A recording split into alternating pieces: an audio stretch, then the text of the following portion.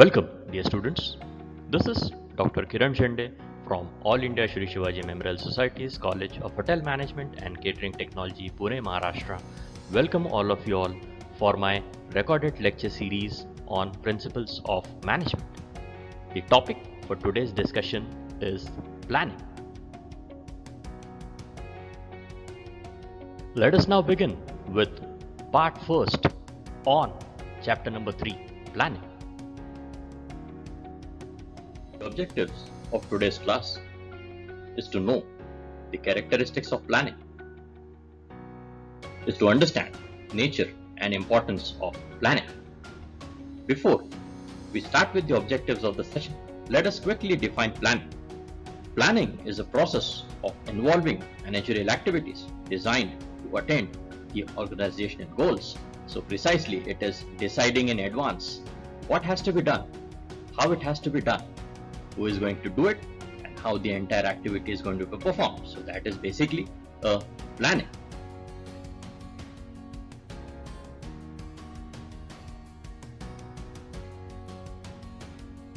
Let us now understand our objective number 1, that is characteristics of planning. Planning is an intellectual activity. Planning involves foreseeing future developments, making forecasts, and then taking right decisions at the right time. That is how it is an intellectual property. It's a primary function of management. It is a first step of the management process, and it provides the basis for the other functions of management like organizing, staffing, controlling, directing. It is a forward-looking process. Planning process calls for visualizing the future.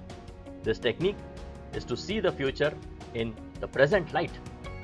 Plans are prepared for implementing them in the future. It is a goal-oriented process, as the purpose of every plan is to facilitate and accomplish the organizational goal for its success. It is a continuous process. Planning basically is a cycle which continues to operate as long as the organization exists. Planning is like a flowing river, wherein it is a continuous process is happening.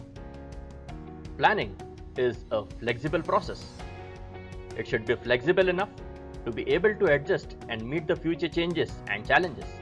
Planning helps the organization to adjust its activities in response to changing environment. So it is very important. It has to be flexible to grow in the market. It is a pervasive activity. Planning is a pervasive activity covering the entire enterprise with all its segment and levels. Planning is required at all the levels, be it a top management level, be it a middle management level, or be it a lower level management, or be it any other departments. Planning is required for everybody.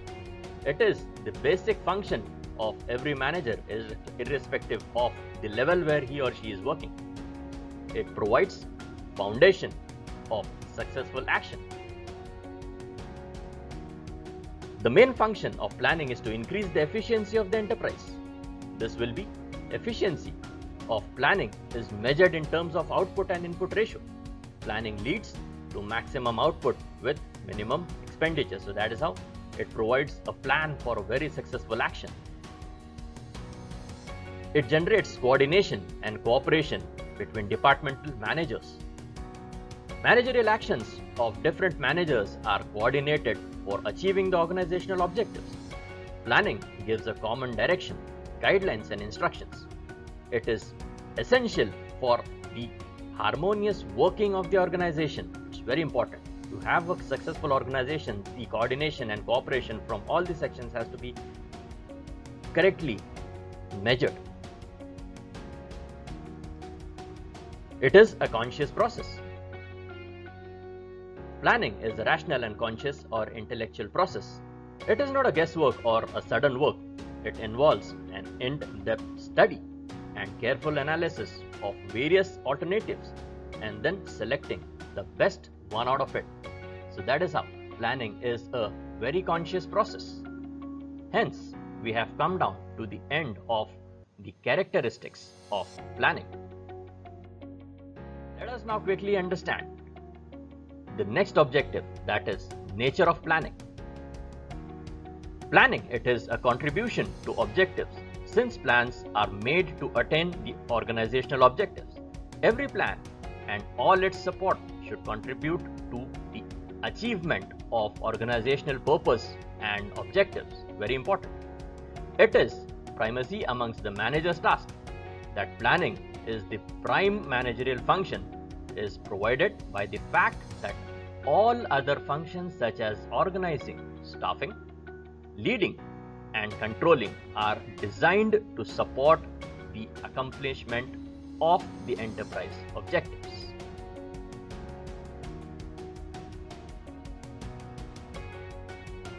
Planning is a unique and universal function of all managers. The character and scope of planning may vary with each manager's authority and with the nature of the policies and plans outlined by the supervisors, but all managers must have same functions of planning, so they have to adhere to this. Lastly, the last nature of planning is plans should not only be effective, also efficient.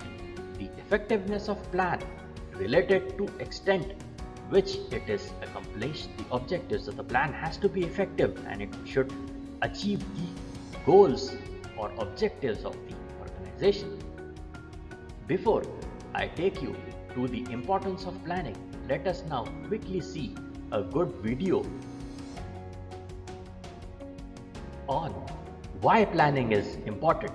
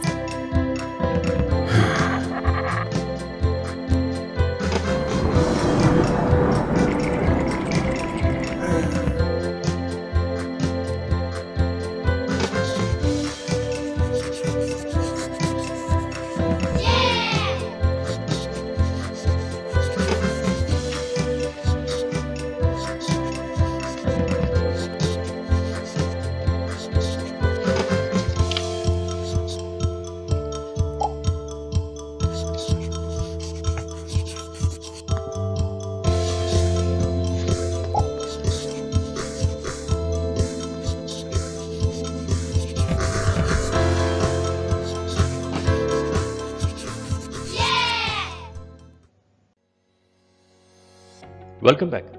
I'm very sure that this video must have given you the insights of how and why planning is very important whenever you talk about any organization.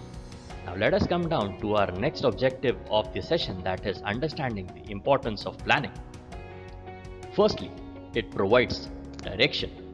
Under the planning process, the objectives of the organization are defined in simple and clear words. The obvious outcome for this is that all the employees get a direction and all their efforts are focused towards the particular end. In this way, planning has an important role in an attainment of the objectives of your organization. So if planning is correct, you can provide a very good direction to your team and the team members, which will end up to a successful future.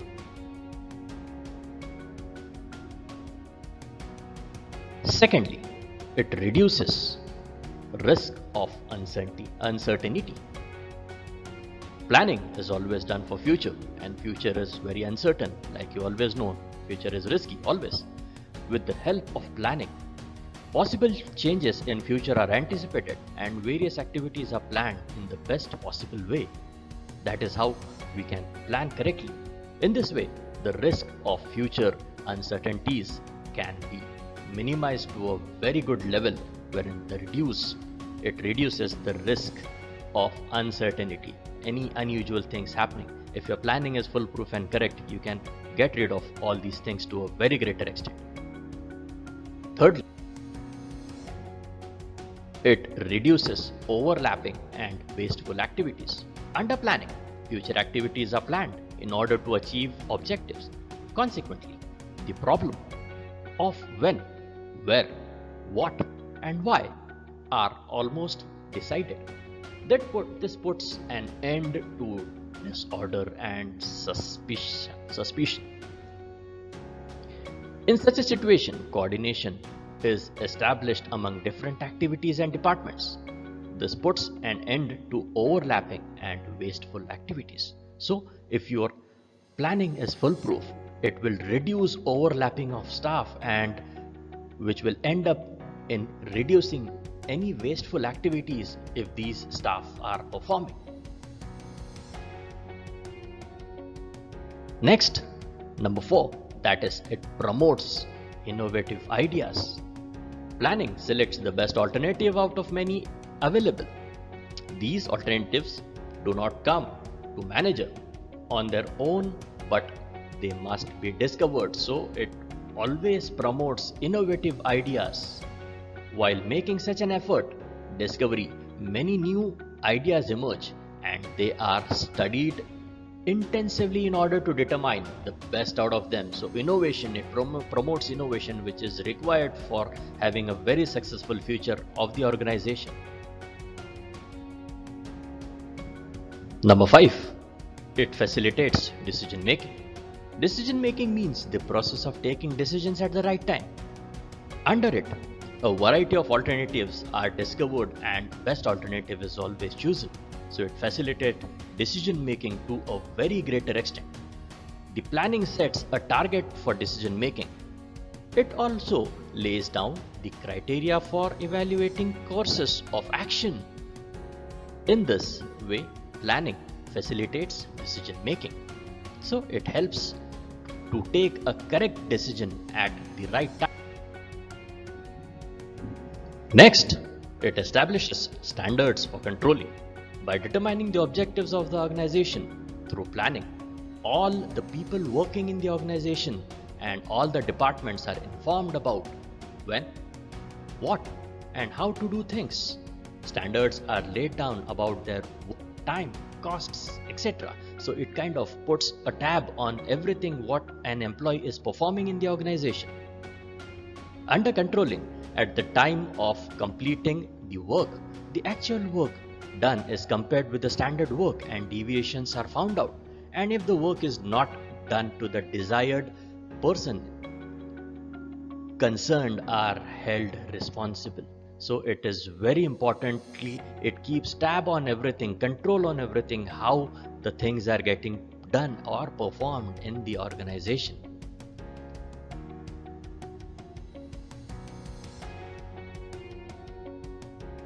This brings us to the end of our first part on planning. These are few references which are used to make this video. Thank you very much, my dear students, for patiently listening. For your information, part 2 will be followed very soon. Do visit my YouTube channel for few more videos on principles of management. Thank you very much. I'll see you soon in part 2. Thank you.